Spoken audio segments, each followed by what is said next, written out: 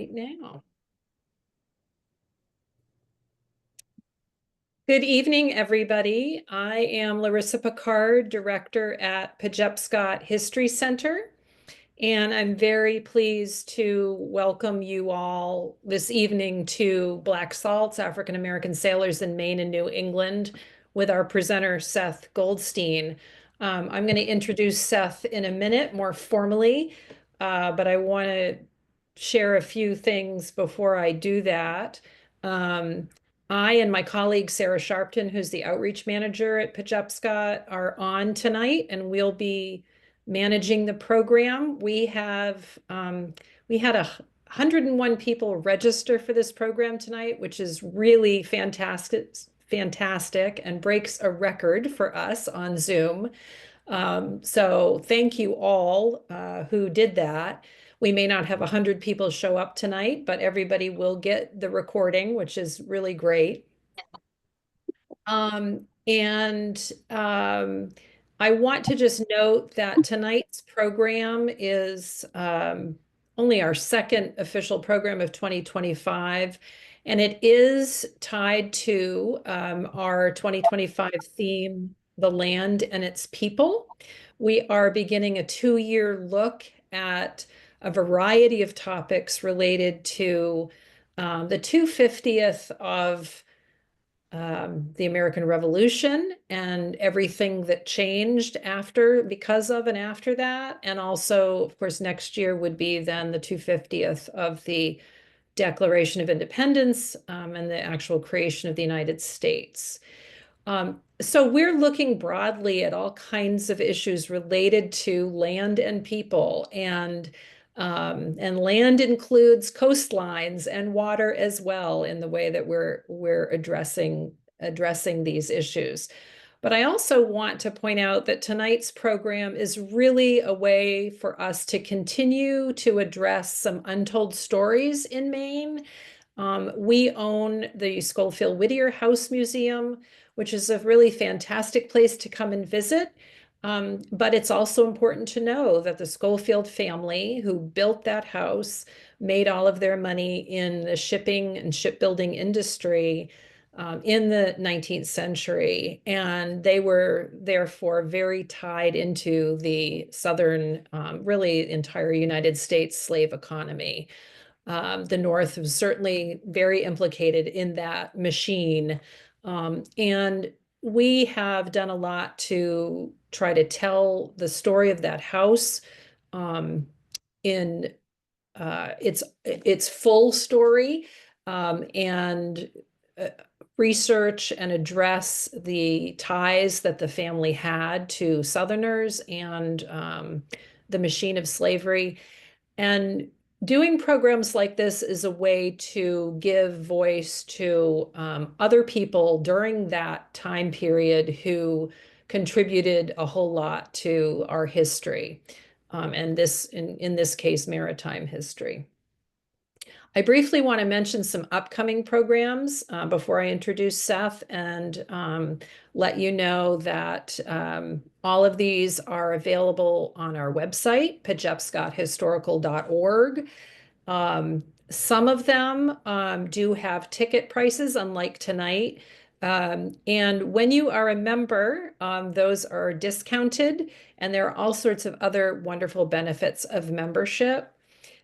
We will at some point put a link to membership in the chat box, and just check those out and see what you think. On March 27th, we have another Zoom coming up. That, in fact, is free. It's called Climates of Change in 18th Century Maine.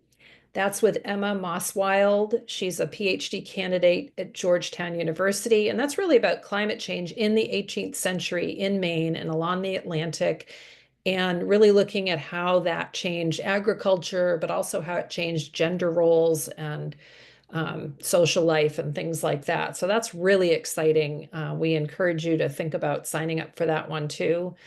In April 10th, we have a really exciting program with the retired director of the Concord, Massachusetts Museum, Tom Putnam. He's going to be talking about the Midnight Ride of Paul Revere. which in fact was a poem written by Henry Longfellow, who has lots of ties to Brunswick. It is really a program to commemorate Lexington and Concord, and just start to think about what was happening 250 years ago, and all of that, what was set in motion because of that. That's going to be hosted by the Maine Maritime Museum for us. There are also more wonderful programs, both in person and online, coming up, and I encourage you to check out our website. One last housekeeping item is that we will take questions in the chat tonight that Seth will address at the end. Probably just 3 to 5 questions, so that we have time for the entire presentation. That said, I'm going to introduce our speaker. Seth Goldstein grew up on Cape Cod, where he developed his passion for maritime history. Good place to do that. He received his bachelor's degree in European history from the University of California at Santa Cruz, and his master's degree in world history from Northeastern University. His research interests include the historic North Atlantic fishery, global piracy, New England shipwrecks and lighthouses, the whaling industry, and Maine's connection to Atlantic world African enslavement. He has worked for Greater Portland Landmarks and the Portland Harbor Museum, and he has taught at the University of New England, Southern Maine Community College, and the Maine College of Art and Design. He's currently the director of the South Portland Historical Society's Cushing's Point Museum and the director of development for the South Portland Historical Society. And he has quite an array of pretty amazing programs that he is willing to do at various places around the state. With that, I'm going to turn it over to Seth and thank him again for being with us tonight. Well, thank you so much for having me. It's a pleasure to be here. You're hearing me okay, I assume? Wonderful. Yep. Great. Well, it's my thrill to be here this evening. And so the presentation that I have for you tonight is Black Salts, African American Sailors in Maine and New England. To start off, I just want to go over a couple of terms that I am in the habit of using. I will say enslaved African as opposed to just slave. And I do this very purposely to remind us all that there was nothing natural or inherent about this status of being a slave. This was something that was forced onto individuals, hence they were enslaved. And so I very purposely use that term, enslaved African. And then you'll also hear me using the term self-emancipating enslaved African, as opposed to the term runaway slave. My opinion that the term runaway slave doesn't fully convey the power of this act of self-emancipation.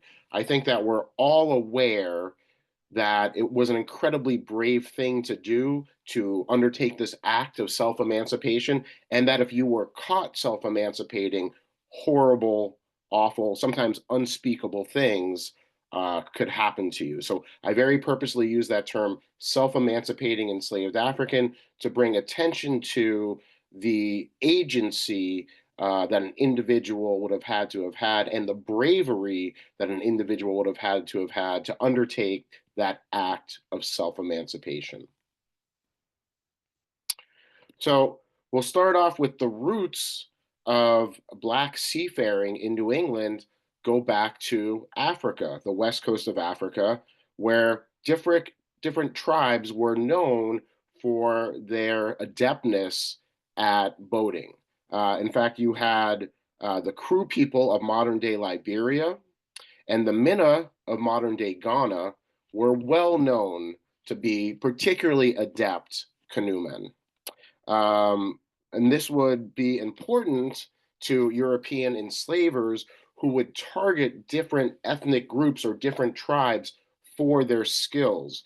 You see this happening in the colonial period in South Carolina, where African tribes who are rice growing cultures are targeted for their knowledge of rice cultivation. They are purposely enslaved and then brought to South Carolina to grow rice. And so you see the same thing happening with these tribes. Once again, the Minna, modern-day Ghana, the Crew, modern-day Liberia, who are targeted for this boating prowess, and they would have, in the colonial period, once again, been in South Carolina, plying boats during the colonial period. So once again, specifically targeted for enslavement for their boating skills. This is a quote you can see here, 1766. This was from the Journal of Reverend Thomas Smith and Reverend Samuel Dean. Reverend Thomas Smith, the first full-time minister in what would later become Portland, at this time Falmouth. And he served for a very long time. He lived, I think, into his 80s, served as the minister for something like 50 or 60 years. And his journal, along with the gentleman he brought in to replace him, Reverend Samuel Dean, their journals are one of the wonderful early sources of history that we have here in the greater Portland area. And so you can see in my caption there, enslaved Africans in New England were forced to do a wide range of labor. They were trained as blacksmiths, coopers, farmers, and sailors. And now I'll read the quote that I have for you here. He says, Reverend Smith, a enslaved African belonging to Andrew Symington. And for those of you who know South Portland, Willard Beach is also known as Symington Cove because Symington family were early Scotch-Irish immigrants to this region, and Symington had a wharf on what is today known as Willard Beach and still also known as Symington Cove. So an enslaved African belonging to Andrew Symington and an enslaved African belonging to Wheeler Riggs were fishing in an open boat off Cape Elizabeth, and towards night, the wind coming on fresh blew them off to sea. And the night being excessively cold, it is no doubt but they perished. And so you had enslaved Africans here in New England who were trained as fishermen and mariners. Sailors and sometimes on merchant vessels.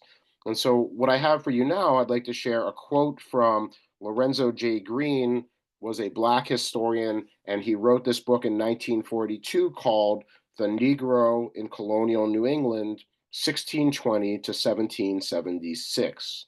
And Lorenzo J. Green, writing in 1942, said, quote, "In the great maritime industries of New England, slaves were also employed on the fishing, whaling, and trading ships. As early as 1682, an enslaved African belonging to Peter Cross of Massachusetts had so demonstrated his ability as a seaman that he was managing his master's sloop at sea. Reports of accidents, like the report of the accident that you see before you here, reports of accidents on board ships further testify to the maritime employment, if not the skill, of the slaves." Green goes on to note that sometimes the enslaver would hire out their enslaved Africans for a set amount of time on a given voyage, and this would have been particularly advantageous to the enslaver. What they would do is they would rent out their enslaved African for a voyage, could be a couple of 3 months, and they would collect their wages once they returned from that voyage. But in the meantime, they would not have to pay to house and feed their enslaved African. So once again, particularly advantageous to the enslaver. But many enslaved Africans here in New England trained as fishermen on whalers and on merchant vessels. Here you can see this is Crispus Attucks. And of course, Boston Massacre, very famous. In fact, I found out through my research that Crispus Attucks really becomes a popular figure in American history during the abolition movement. So he wasn't very well known in the time of the American Revolution. He becomes more prominent as a historical figure as part of the abolition movement. But we don't know too much about him, but we think that he was born as an enslaved African in Massachusetts around 1723. Records indicate he was both African and indigenous heritage, which was very common. and that he was either freed or that he self-emancipated in or around 1750. He then worked as a sailor around the docks of Boston until he was killed on March 5th, 1770, when he was struck by two British musket balls in his chest. Contemporary newspaper articles have him, and I quote here, he was born in Framingham, but lately belonging to New Providence, which was a British colonial possession in the West Indies, and was here in Boston in order to go to North Carolina. So this is very interesting. He was born in Framingham, had been in New Providence in the Caribbean, here in Boston in order to go to North Carolina. And so you can see that the geographic space that this individual is traveling to, and in so doing, Crispus Attucks and other free black sailors in the colonial period are starting to form a new pan-Atlantic African identity as they travel all around the Atlantic world. This is a great book that I'd highly recommend if you haven't heard of it. Blackjacks by Jeffrey Bolster was published about 20 years ago. So emancipation comes to Massachusetts province of Maine in 1786. But before that, African enslavement is legal in Maine, which of course is part of Massachusetts until 1820, and Maine, gets its independence from Massachusetts as part of the Missouri Compromise. Missouri admitted to the Union as a slave state, Maine as a quote unquote free state. And in the aftermath of emancipation, as you can imagine, black folks were incredibly poor. They had just been enslaved, they didn't have any possessions and very little resources. Many of these black individuals got jobs as sailors. And according to Jeffrey Bolster, African American, both men and women, found a certain amount of financial as well as social stability working in maritime trades. So as sailors, but also in related shoreside industries such as blacksmiths, working at the rope walks, sailmakers, and in fact, laborers on the shore, longshoremen, stevedores. Sailors were judged to some degree by how well they knew the ropes. How well they knew the ropes. And where that phrase to know the ropes comes from, and some of you may out there may know, it means to literally know all of the hundreds of lines, the running rigging and the standing rigging on a historic sailing vessel. So these black sailors were often older than their white counterparts, and they often had families. So it was very common, especially in Maine, in the colonial period or in the aftermath of the Revolution, for a young white man to take a voyage or two in their teens, early 20s, see some of the world before they settled down to an occupation of blacksmithing or farming. And they hence were not very reliable, these white sailors. They were likely to be drunk. They were likely to jump ship in a foreign port. The black sailors, as I said, usually a little bit older, usually with families to feed back at home, and they were more reliable, or they were seen sometimes as more reliable than these white sailors. And so another thing about the work was it was really tough work. The labor was very hard. It was very dangerous.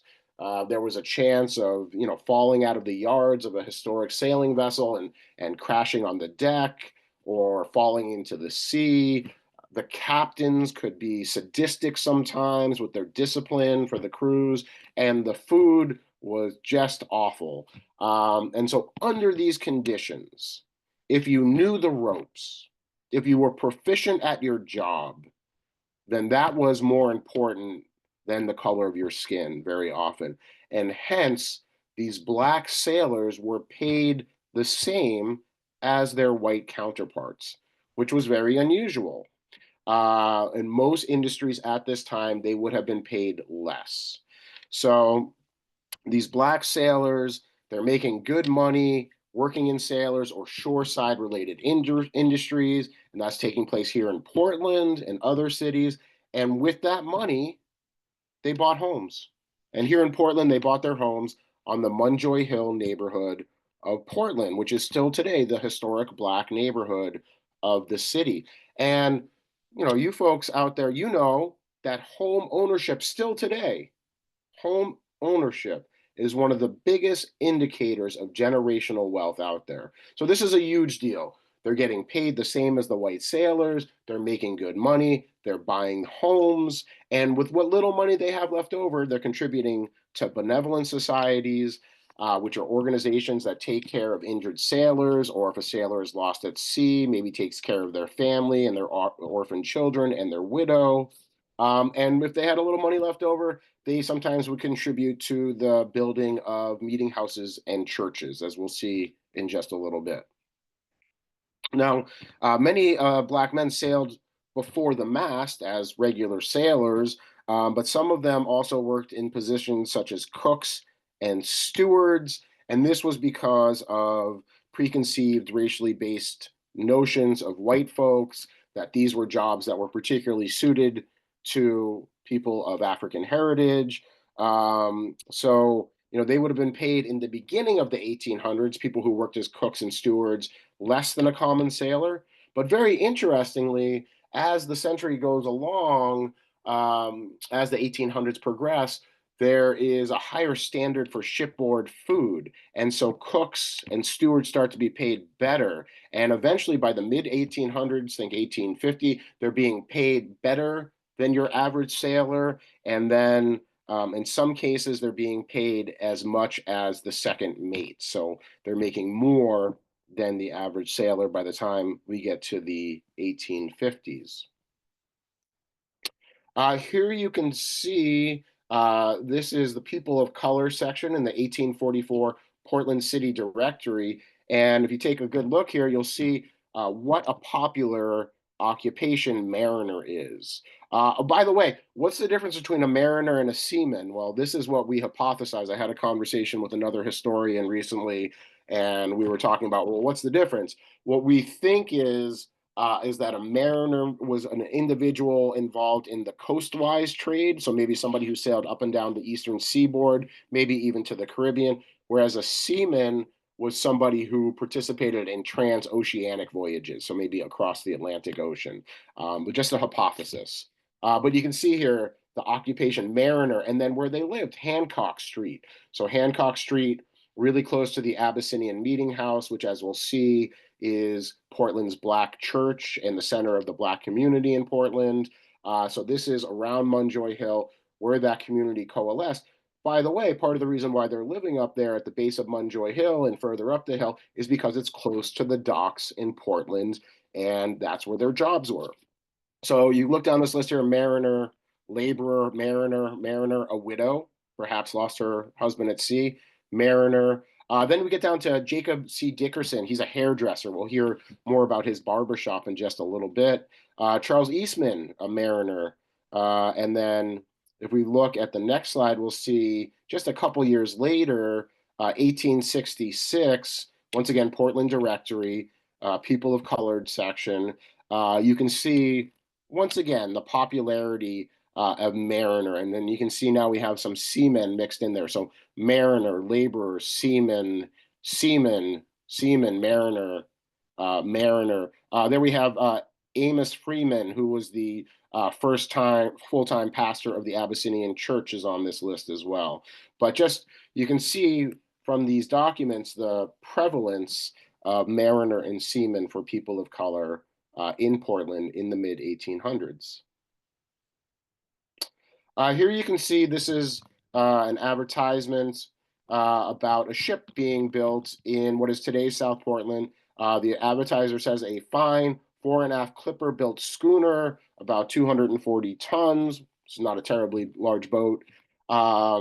Berthen called the Jeannette, launched from the shipyard of Macer, Turner, and Harris, Cape Elizabeth, is now rigging at Franklin Wharf in that city. She is owned by Joseph P. Taylor and Eldridge P. Talbot, colored persons, and is to have an entire colored crew with Mr. Taylor for commander and Mr. Talbot for first officer. She's intended for a freighter.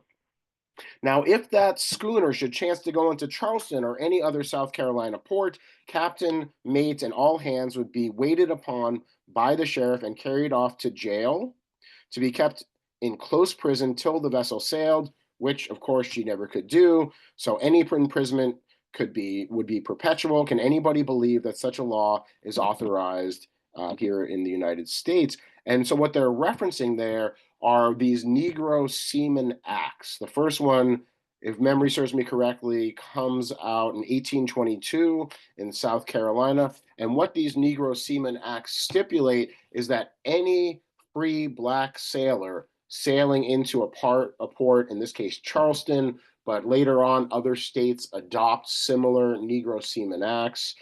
Any free black sailor coming into these southern ports would go immediately to the jail where they would be imprisoned until their boat left. And so what the author is saying here is that because the captain and his first officer and the entire crew are people of color, that they would never be able to leave. Usually you would have, a white captain maybe and some white officers, and the black members of the crew would have to go to jail. Well, what's going on here is that they don't want these free black sailors coming into contact with the enslaved individuals in the American South. And especially after the Haitian Revolution, Southern enslavers, plantation owners were constantly afraid of slave revolts. And they were afraid that these free black sailors were going to share information with enslaved individuals that were going to lead to slave revolts. And they just didn't want them having any contact with them at all because they were considered to be moral contagions. And there was a great book that was just published a couple years ago called Moral Contagion about these free black sailors. And because these free black sailors are sailing all around the Atlantic world and they can go wherever they want. They have ultimate freedom, They have the ability to go anywhere in the Atlantic world that they want, to do what they want. This was an example that the enslavers in the American South could not have their enslaved Africans see or know about. They wanted to keep them ignorant that there were people who looked like them who had this ultimate freedom. And so they were considered to be moral contagions. And so hence they would have to spend the duration of their time in a southern port in the jail. Once again, these were called Negro Seaman Acts. You had black and indigenous whalers where I grew up in southeastern Massachusetts, not so much in Maine where whaling wasn't a big industry, but where I grew up, you had a lot of black or indigenous or mixed race black and indigenous sailors on whaling vessels. Author Skip Finley, you can see his book there on the upper left, which was published a few years ago. Skip Finley asserts, indeed, whaling was the first American industry to exhibit any significant degree of diversity, but even compared with diversity today, the proportion of men of color was incredibly high. And Finley estimates that free blacks, indigenous folks, mixed race, and also self-emancipating enslaved Africans constituted somewhere between 20 to 30% of sailors on whaling vessels before the Civil War, which is a much greater percentage than their percentage in the general population. Now, you even had whaling vessels that were going out of Martha's Vineyard and Nantucket that were crewed entirely by people of color. So the captain, the officers, and all the crew. This was the most money that a person of color could make in the United States at that time, would to be a whaling captain. There were a couple whaling captains based out of Martha's Vineyard who were making, in terms of today's money, millions of dollars. It was the most money that a person of color could make in these United States at that time. Here you can see this. Oh gosh, part of my screen's blocked here, so I can't see the words. Lewis Temple. There we go. Was born in slavery in Virginia around 1800. It's unknown if he was freed or if he self-emancipated, but he arrives in New Bedford in 1829 and he invents what's known as the Temple toggle. You can see the Temple toggle at the top of your screen there. And so what this is a harpoon head that where the front part of it toggles. And so you can see there's a hole in the harpoon there. There would have been a wooden peg in that hole. And so when the harpoon would strike the blubber of the whale, that front part of the harpoon, that wooden peg would snap and the front part of the harpoon would toggle down, thereby lodging itself in the blubber of the whale, making it much harder for the whale to escape. Before this, harpoons are just kind of like big arrowheads, and they're more likely to pull out as the whale runs and dives and thrashes around trying to escape. So this temple toggle is viewed as you can see here, the quote, most important innovation in the whole history of whaling. Now, Lewis Temple, he never sought a patent for his invention, but he did make pretty good money crafting and selling these harpoons. And you can see that there's a statue of Lewis Temple, which stands in front of the New Bedford Free Library today. Here you have the Abyssinian Meeting House. Was finished in 1828. It's the third oldest African American meeting house in the United States that survives, following meeting houses that were built in Nantucket and Boston. So as I had said earlier, you had these free black sailors. They're making good money, enough to buy homes on the Munjoy Hill neighborhood here in Portland, and they had a little bit of money left over. They contributed to the building of this meeting house. Before the completion of the Abyssinian Meeting House, free black folks were segregated in the churches in Portland to the back pews and the balconies of the church. And so Reuben Ruby and other leaders of Portland's historic black community sought to build their own church, and they were given permission to do so. And this church, people from the community funded it, including many sailors. And in some cases, people didn't have a lot of money. They contributed literally pennies to the building of this building, but they did so, and it was completed in 1828. And now, with the completion of the meeting house, the black community in Portland has a center for their community. The Abyssinian Meeting House was a church, but it was much more than just a church. It was, they would have temperance meetings there and suffrage meetings. At this time in the 1800s, the movements of suffrage and temperance and abolition all tightly tied together. This is where they would have organized the activities of Portland's Underground Railroad, which we'll hear more about in just a moment.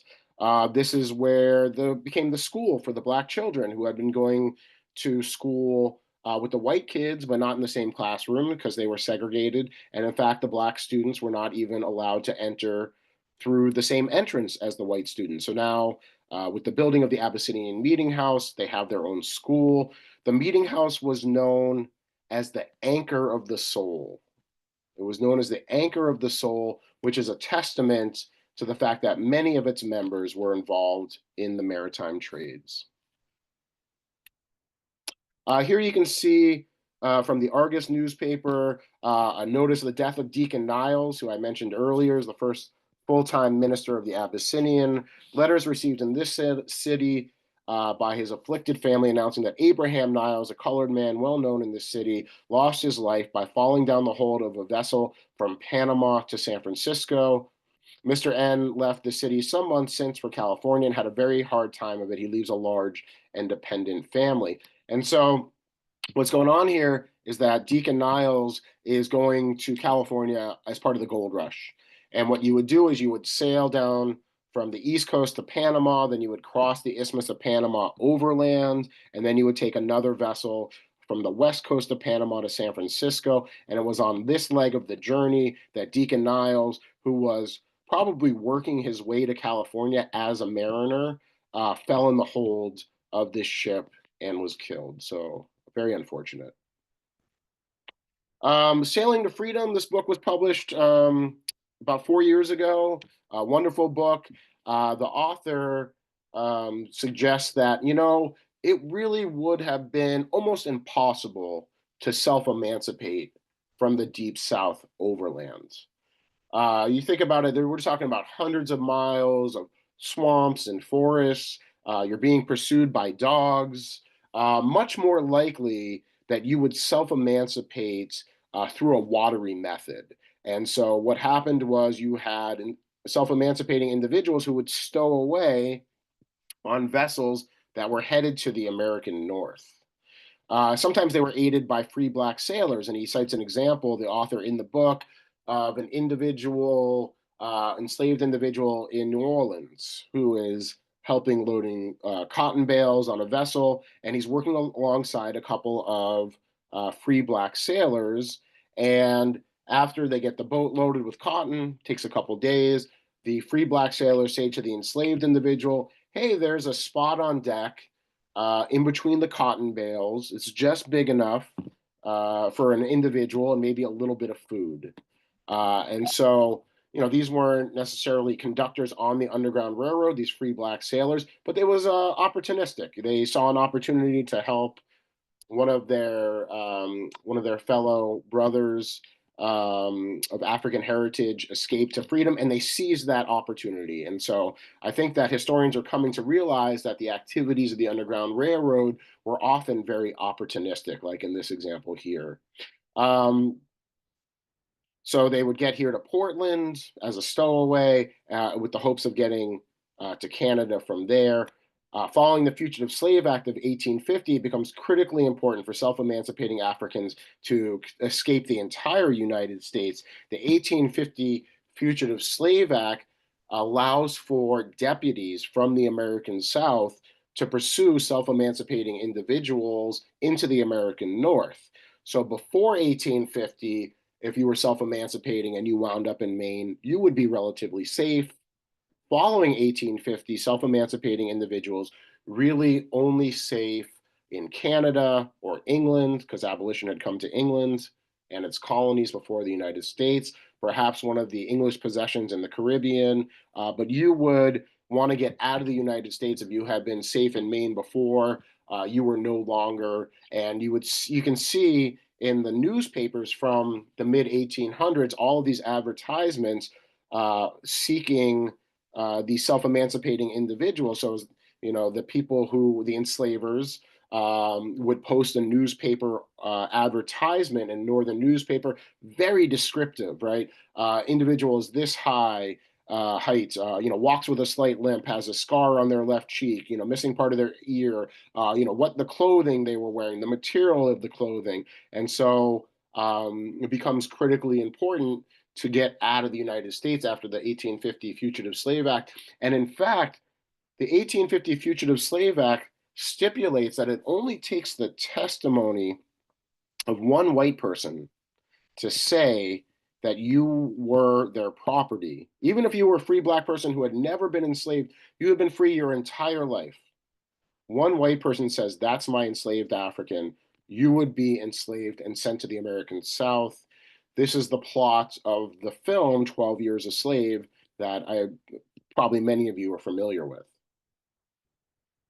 So this is the Freedom Trail here in Portland, and I do a lot of walking tours of the Freedom Trail, but many of the stops on the Freedom Trail have to do with either the abolition movement or the Underground Railroad here in Portland. And so we can see down by the Main State Pier, there's the Franklin Street Wharf, and then the Jacob Dickerson Barbershop right to the left of that.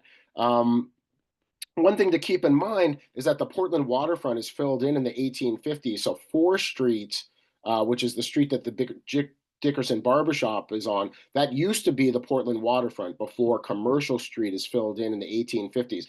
And you see how that street has a curvature to it? It's because it follows what was the natural course of the Fore River, which opens up into Portland Harbor. So here you can see this is Freedom Trail marker on the Portland waterfront, landing spot for many passengers on the Underground Railroad, an embarkation point for the transit to Canada and England. Anti-slavery sympathizers were well organized to greet stowaways from Southern cargo vessels, find them safe housing in Portland, supply clothing and passes, and send them on to Canada. The wharfs and ships of Portland employed large numbers of African Americans, providing well-paying jobs, thus adding to community stability. And then this is the plaque that's at the site of what was the Jacob Dickerson Barbershop. Barbershops, as you can see, were important centers for the exchange of information in the operations of the Underground Railroad. And as I had said, the Dickerson Barbershop was on 4th Street, so it was right on the Portland waterfront. And so here's what I imagine. I imagine you had these free black sailors coming right off the boats, right there on 4th Street, and they're going right to the barber shop. It's right there on the waterfront, and they're talking, they're exchanging information, as the kids would say these days. They're chopping it up. And so this barber shop would have been a nexus of information. I imagine these free black sailors would come in and they would say, "Hey, have you heard about, what's going on with abolition in England? How are things going in Puerto Rico? What's going on in Brazil? How are things in South Carolina? Have you heard about the Haitian Revolution? Perhaps, all of this different information would have been conveyed at the barbershop. And what's happening is, once again, this formation of a new pan-Atlantic African identity. These individuals are no longer African from the continent of Africa. They are assuming this new Atlantic world pan-African identity. And that's taking place right at this barbershop. It kind of blows my mind to think about. Another thing that was happening at the barbershop were they were providing wigs and beards and other facial coverings to self-emancipating individuals so that they could change their appearance. Once again, particularly important after the 1850 Fugitive Slave Act. Then you had in Portland individuals like Reuben Ruby here of African heritage who were hackmen. The hack, as you can see here in the picture, is just a horse-drawn taxi. Reuben Ruby, I believe, was the first hackman in Portland, if memory serves me correctly. And so these were also critical to the activities of the Underground Railroad.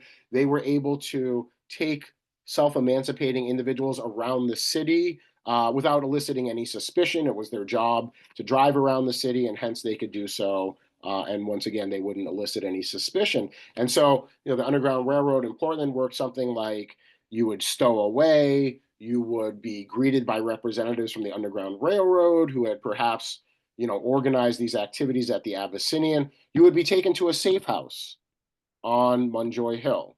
The next day, the hackman would show up. He would take you to the barber shop, and you would get a wig and a fake beard. Then maybe from there, he would take you to the secondhand clothing store. This is another stop on the Portland Freedom Trail on Exchange Street, Lloyd Scott's secondhand clothing store, where they had clothing.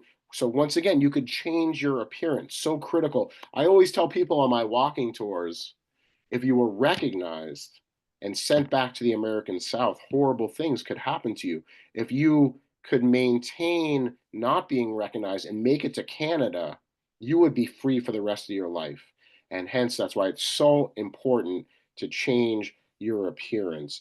You can also see from the plaque here, another thing that took place at the secondhand clothing store was that abolitionist pamphlets would sometimes be sewn into the clothing of free black sailors who were heading to the American South, so that if there weren't these Negro Seaman Acts enforced in the state they were going to, they could take out this abolition pamphlet and share it with some of the enslaved individuals in that area. So, one of the things that I always ask people on my walking tours is, well, I'll say something like, you had this community here in Portland of free black people living in Munjoy Hill, and they had these jobs of hackman and barber and secondhand clothing dealer because they could. They could have these occupations, they could have these businesses, they could provide for their families, right? A lot of occupations aren't open to them because of segregation, but they also held these jobs because they lent themselves to the activities of the Underground Railroad. Now, in so doing, they risked their freedom, they risked their finances, they risked their families' freedoms. Why did they do it? Why did they risk so much? And I usually let that question hang out for a second, let people consider it. And then I say something like, the reason why they did it was because they were incredibly brave, selfless people who wanted to help their brothers and sisters obtain freedom. And there's just no other reason for it. And it's an incredible story. So much of Black history in the United States is really just tough stuff, sometimes unspeakably horrible things. here in Maine, in Portland, we have an example of a community that was resilient and that resisted this institution of chattel slavery. And I think it's just a fabulous story. You had in Portland Black longshoremen in the first half of the 19th century. The docks of Portland were worked by Black longshoremen, many individuals who arrived in Portland through trade with the West Indies, alongside cargoes of molasses and rum. William Gould, writing in the Portland Press, April 13th, 1872, noted that the Black longshoremen were known for their singing, which they employed to keep time as they labored to unload cargoes of molasses by hand. So this is what we would call, what we would name call and response singing. So they would sing as they were hoisting, using the tackle, the goods out of the boats. According to Gould's quote, they were sure to have a large audience to hear their singing. Many church-going people on coming out of meeting, this is church meeting, then took 4th Street on their way home, no matter where they lived. So what Gould is saying here is that the longshoremen, their singing was so lovely that the white folks coming out of church on Sunday, no matter where they lived, would swing by the Portland waterfront just for an opportunity to hear this singing. What happens is that the Black laborers on the Portland waterfront are pushed out of this occupation by Irish immigrants fleeing the potato famines in the 1840s and 1850s. And one method of exclusion that was employed was the formation of unions that didn't allow Black people to join. And so the Irish take over these longshoremen jobs starting in the 1840s, and they're later joined by Italians and other European immigrants. Here you see this is the SS Portland, which is just a fascinating ship. She sinks off the coast of Massachusetts on November 27th, 1898, with the loss of all estimated 190 crew and passengers. This is the worst maritime disaster in New England history, folks. Not a single survivor. It's such a horrific shipwreck that the storm becomes known as the Portland Gale because of the large loss of life. On this one vessel. About 500 people throughout New England perished during the Portland Gale, 200 of them on this one shipwreck. Usually a storm, as many of you know, is named after the year in which it occurs. Blizzard of 78 was one of my first memories. The hurricane of 1936. The nor'easter of whatever. Because so many people die on the SS Portland, it becomes known as the Portland Gale. This is Ayumi Hori, is an artist based here in Portland, and she has crafted what's known as the Portland Brick Project that she did with the city. So this is public art in Portland in the Munjoy Hill neighborhood, bricks in the sidewalk that you find throughout the neighborhood. This is at the base of India Street on Commercial, and you can see on this spot in 1898, the Abyssinian Meeting House tragically lost a third of its congregation in shipwreck, and it was the SS Portland. Now, the SS Portland didn't sink on this spot. As I said, she sank off of Massachusetts. In fact, the wreck of the SS Portland sits in about 600 feet of water on Stellwagen Bank. She sits upright with her smokestack still visible. But what happened was on board the SS Portland that night, you had about 20 individuals who are working on board the ship in a variety of capacities. Some of them are what are known as stokers. These are individuals who would have fed the coal into the steam boilers. They were also known as firemen. You had stewards and stewardesses, barmen and barwomen. And so when this vessel, the SS Portland, sinks on November 27th, 1898, with the loss of these 20 individuals from Portland's Munjoy Hill Black community, they lose 5% of their community. There's only 400 people in this community at this time. A loss of 20 individuals represents 5% that are lost in this one shipwreck. And as you can imagine, many of these individuals were the breadwinners for their families. They left behind orphans. They left behind widows. I have a quote here from Maine's Visible Black History to attest to the importance of stewards the occupation of steward for people of African heritage. And if we look here, this was the head steward on the SS Portland, Eben Houston. Eben Houston was the head steward, and so it was his job to make sure passengers got settled into their staterooms, help them with their luggage, make sure they were all settled in. This quote is from Maine's Visible Black History, the first chronicle of its people. Black stewards abounded on schooners and steamers. Their work included scrubbing the decks, keeping the oil lamps filled and cleaned, and polishing brass. James E. Addis, who grew up in Machias, reported that his father-in-law, James Weedman of Portland, was a steward for steamers between Boston and Portland for 40 years during the later half of the 19th century. In Portland, blacks sometimes left the crews of long-distance steamers and signed on with the Casco Bay lines to be closer to their families. Um, this is the Wyoming, so one of the big six-masted schooners that were built in Bath in the early 1900s. So by this time, steam has really taken over transoceanic voyages, and they're no longer building square rig sailing vessels, but they're still building these giant schooners because the schooners are still profitable carrying bulk cargoes. So you think coal, lumber, things of that nature. And they're schooner rigged. They don't require terribly large crews, although the ships are enormous. By this time, they have supplemental, what were known as donkey engines. So a steam powered engine that had a drum that would help the sailors lift the sails, lift the anchor, perhaps stow the cargo. On the upper left hand corner there, you see a six-masted schooner passing the Bug Light Lighthouse here in South Portland, with a keeper's house still on the lighthouse. That happens to be the iconography for the South Portland Historical Society. And this is the crew of the Wyoming. You can see quite a few individuals on board are of African heritage. Now, by the time we get to the early 1900s, black sailors are now being paid less than their white counterparts. And this starts after the Civil War, as you start to see more racism in the industry. And so by the time you get to 1900, these black sailors are being paid a little bit less than their white counterparts. In an effort to keep wages low on coastal schooners, the Atlantic Carriers Association recruits African Americans and African diaspora, West Indian and Cape Verdean sailors, instead of white Union sailors.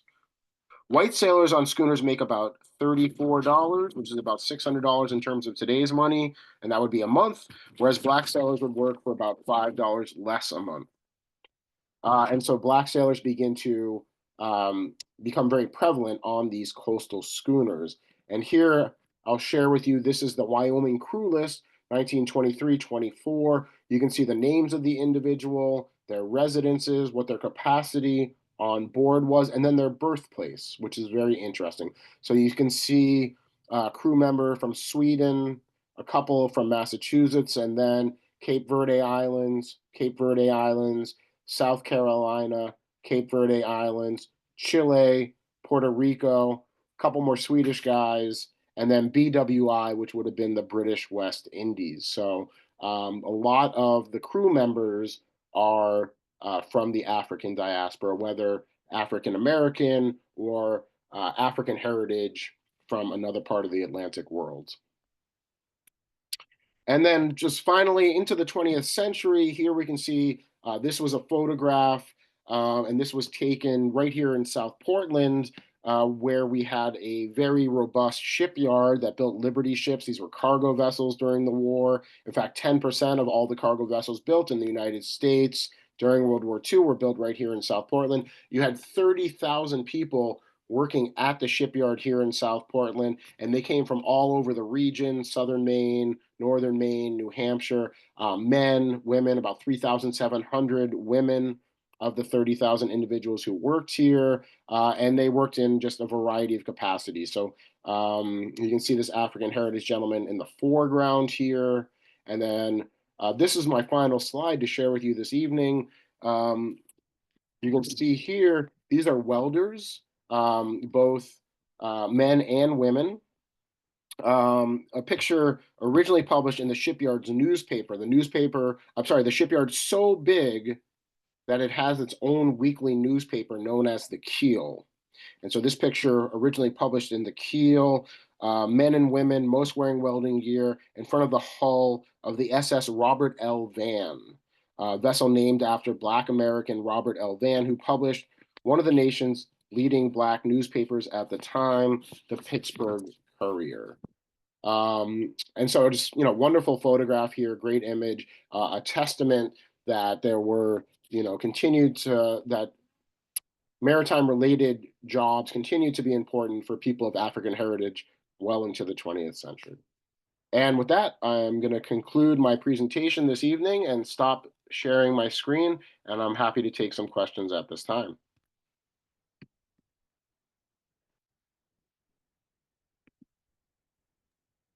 Seth, that was just, I mean, wow, that was so incredible, such rich history. I learned a ton that is really helpful to Pejepscot History Center and the maritime history that we um, hold and try to, educate people with. So that was really fantastic. If anybody does have a question, if you can drop it in the chat, we'll give that a couple minutes. There was somebody earlier that had asked about Black sailors and helping folks on the Underground Railroad. And then he later said, it looks like he's answered that question. So that was great. And thanked you for that. So we'll give it a minute here to see if other folks have questions. Um, Somebody says now, what is the book Yeah. again? Yeah. Well, so I mentioned several books. So Blackjacks by Jeffrey Bolster is about uh, Black sailors in the United States, and it's kind of like the authoritative source on that topic. It was published about 20 years ago. He was a professor at the University of New Hampshire. He has retired subsequently. There was another book that I mentioned called Sailing to Freedom. I forget the name of the author off the top of my head. And that's a book about watery escapes on the Underground Railroad. And then the final book that I mentioned was Whaling Captains of Color, America's First Meritocracy, and that was by Skip Finley, who's an author that is based out of, I believe, Nantucket. So those were the three books that I mentioned in my presentation. And that Sailing to Freedom is Timothy Walker is the author. That's right. Thank you so much. Yeah, that's great. I see somebody saying, are there known ties to other ports in Maine for Underground Railroad connections? I'm sure that there are. I don't know any off the top of my head, but I would think that there would have been, Portland obviously is the largest port in Maine at that time, so a lot of that activity would have been coming through Portland. But I imagine other coastal cities like Bath, for example, had a very robust maritime trade, and Castine. But I personally haven't come across any of that information in my research. I'm sure there are individuals out there from different communities who have been studying their history who could probably share some of that information with us. Somebody's asking, what source would you recommend for information about Black sailors further north along the Maine coast into Washington County? You mentioned someone from Machias, James E. something. What was the surname? Oh, I can't remember off the top of my head. I think that, if you wanted a book, there's not a lot of books on this topic.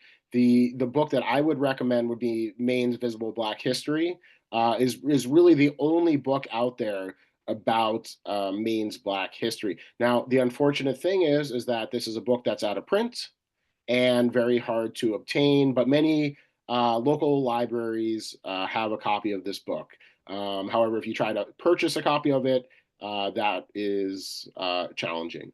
But Maine's Visible Black History is kind of the authoritative source on Maine's Black history. And so, if you were looking for information about Black communities further north towards Washington County, that's what I would recommend for research.